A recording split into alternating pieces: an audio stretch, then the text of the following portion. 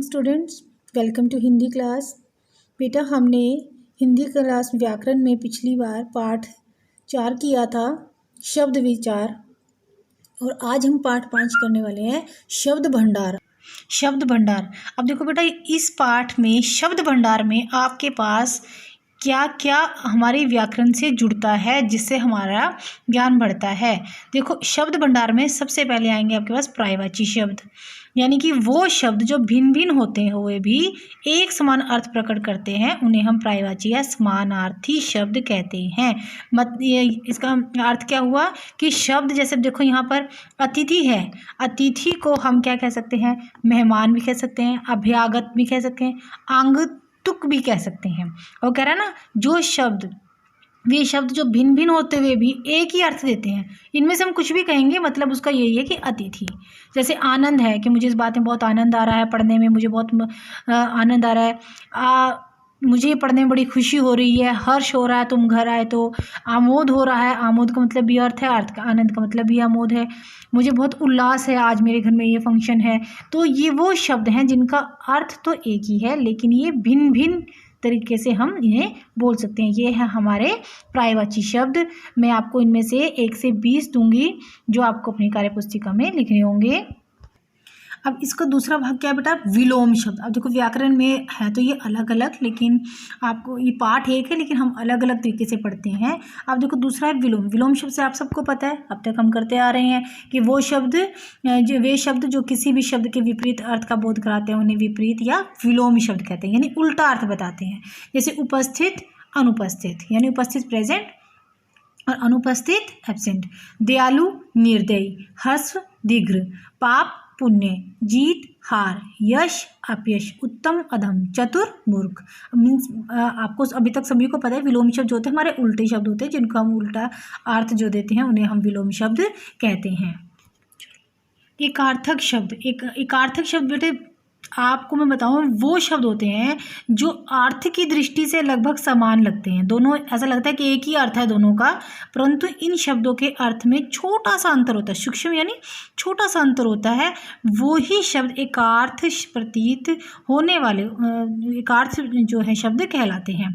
तो देखो अब इसके अंदर वो क्या कह रहा है, ये आपके प्रश्न भी है, एकार्थ शब्द किसे कहते हैं। तो जो शब्द अर्थ की दृष्टि से लगभग समान होते हैं परंतु उनमें छोटा सा अंतर होता है। देखो कैसे, अब देखो यहाँ उत्साह है और साहस, देखने में ऐसा लगता है उत्साह की भी मतलब एक ही है और साहस का भी, लेकिन छोटा सा अंतर है। उत्साह का मतलब होता है काम करने में तीव्र रुचि, आपका मन कर रहा है कि मुझे पढ़ना है, वो उत्साह होता है ना अंदर कि हम इस काम को आज कर लेंगे। और साहस होता है जैसे किसी आपने कोई गलत काम कर दिया और आपने वो बताना है अपनी माताजी को या पिताजी को, तो उसके लिए हमें एक हिम्मत जुटानी होती है ना, वो साहस होता है। देखो ना, दोनों में अंतर हो गया ना। उत्साह होता है तो है कि काम करने का, और साहस हो गया किसी चीज़ का काम करने की इच्छा, साधन ना होते हुए भी उसे काम करने की इच्छा है, कोई बात बताने की साहस करना इस बात का। तो ये है आपके एकार्थक शब्द। चौथा है बेटे अनेकार्थी शब्द। अनेकार्थी शब्द भी आप सबको पता है कि हिंदी भाषा में कुछ ऐसे शब्द होते हैं जिनके एक से अधिक अर्थ निकलते हैं, यानी शब्द एक और उसके अर्थ बहुत सारे हों तो उसे हम अनेकार्थी शब्द कहते हैं। जैसे आत्मा, आत्मा को हम आकाश भी कह सकते हैं, जल, अविनाशी, वर्ण, इसलिए आत्मा का ये अलग अलग अर्थ निकल सकते हैं। मतलब आत्मा को हम आकाश भी, जल भी, अविनाशी भी, वर्ण भी। जैसे प्रकृति है, प्रकृति यानी स्वभाव, कुदरत, ठीक है, एक शब्द है लेकिन अर्थ जिसके अलग निकलते हैं, अधिक अर्थ निकलते हैं, उसे हम अनेकार्थिक शब्द कहते हैं। पांचवा है बेटे समरूपी भिन्नार्थक शब्द। इसमें अब समरूपी भिन्नार्थक शब्द क्या है, वो हिंदी भाषा में कुछ शब्द उच्चारण में एक जैसे लगते हैं, हम कुछ शब्दों को बोलते हैं तो वो बोलने में हमें ऐसा लगता है कि एक जैसे हैं परंतु उनका अर्थ बिल्कुल अलग अलग होता है। ऐसे शब्द जो है समरूपी भिन्नार्थक शब्द कहलाते हैं। कैसे, अब ये देखो, तुरंग और तरंग। तुरंग तरंग, देखने में लगता है कि तुरंग और तरंग है तो फर्क दोनों में ऊ की मात्रा में उसमें नहीं है, लेकिन तुरंग इसका अर्थ होता है घोड़ा और तरंग का अर्थ होता है लहर। अब जब हम कई बार देखते हैं सुनते हैं तो हमें ऐसा लगता है कि एक ही शब्द है, तो हमें क्या लगता है कि एक ही बात है इसे लिख दो। तो मतलब क्या है इसके अंदर, आपको समरूपी भिन्नार्थक शब्द में कि उच्चारण में जैसे लगेंगे लेकिन अर्थ अलग अलग होंगे। जैसे शोक दुख और शोक चाव, चप्पल चंचल और चपला बिजली। तो ये हैं आपके समरूपी भिन्नार्थक शब्द। छठा पार्ट है बेटे इसके अंदर आपको कि अनेक शब्दों के लिए एक शब्द, ये भी हम फर्स्ट क्लास से करते आ रहे हैं। जो शब्द अनेक शब्दों के या वाक्यों के स्थान पर अकेले ही एक शब्द का प्रयोग किया जाए वहाँ उसे हम अनेक शब्द के लिए एक शब्द का प्रयोग कहते हैं। ऊंचे कुल से संबंध रखने वाला, अब इतने सारे शब्दों को एक ही शब्द कह दिया कुलीन। इसका अर्थ क्या हुआ कि इस जितने इतने लंबी जो पंक्ति है, इतने सारे शब्दों या वाक्यों को हम जो बोलते हैं तो उनका एक ही अर्थ बना दिया। जो ईश्वर में विश्वास रखता हो आस्तिक, इतिहास से संबंध रखने वाला ऐतिहासिक, जिसके आने की तिथि ना हो, मतलब जब हमारे घर में किसी गेस्ट ने आना और हमें पता नहीं है तो इतनी लंबी लाइन के बजाय हम कहते हैं अतिथि। ये हैं आपके अनेक शब्दों के लिए अनेक शब्द। 7 पॉइंट है बेटा आपका इसके अंदर समूहवाची शब्द। हिंदी में अलग अलग समूहों के लिए विशिष्ट समूहवाची शब्दों का प्रचलन है। कोई एक समूहवाची शब्द हर किसी समूह के साथ प्रयोग नहीं किया जा सकता। इसका प्रयोग, इनका सही प्रयोग भाषा को सुंदर बनाता है। कैसे बेटा, देखो समूहवाची शब्द वो कहते हैं गिरोह। गिरोह किसका हो सकता है? डाकुओं का भी हो सकता है, लुटेरों का भी हो सकता है, ठगों का भी हो सकता है। जो हम वाक्य बनाएंगे उसके अनुसार इन शब्दों का प्रयोग होता है, वाक्य के अनुसार।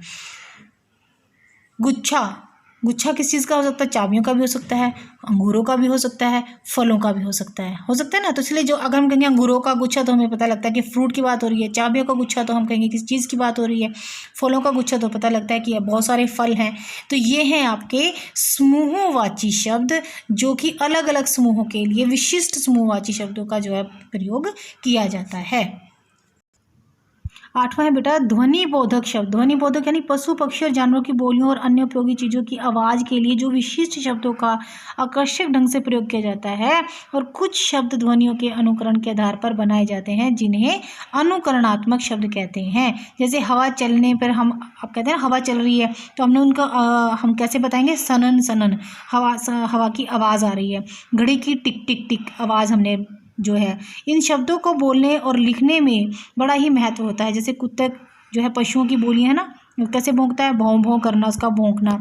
ऊँट बलबलाना, बिल्ली म्याऊं म्याऊं करना, शेर का दहाड़ना। तो ये सब क्या है? ध्वनियाँ हैं जो उनके शब्द के साथ हम प्रयोग करते हैं। हाँ जी बेटा 9th है शब्द युगम। शब्द युगम के अंदर क्या है? जोड़े बना को कहा जाता है। युगम यानी जोड़े को जोड़ा कहा जाता है। किसी भी शब्द का साथ साथ 2 बार आना शब्द युगम कहलाता है। जैसे साथ साथ आना, ये देखो नीचे आपको बताया ना, जगह जगह, ये जब 2 शब्द एक साथ आ रहे हैं ना तो जोड़ा बन गया इनका मतलब, इसलिए इनको शब्द युगम शब्द कहा जाता है। साथ साथ, हरे हरे। बेटा ये था आपका पाठ, तो जिसके अंदर अभी हमने पढ़ा कि पर्यायवाची शब्द किन्हें कहते हैं और उनके अंतर्गत कौन से शब्द आते हैं, तत्सम और तद्भव। और हमने पढ़ा कि एकार्थक शब्द कौन से हैं, विपरीतार्थक विलोम शब्द, अनेकार्थी शब्द, समरूपी भिन्नार्थक शब्द, अनेक शब्दों के लिए एक शब्द, और पशु पक्षियों के जानवरों वस्तुओं से संबंधित ध्वनि बोधक शब्दों का हमने प्रयोग किया है। ये आपका पाठ है जिसके अंदर आपको 8-9 पार्ट दिए गए हैं और इन्हीं से संबंधित आपके पास प्रश्न आएंगे।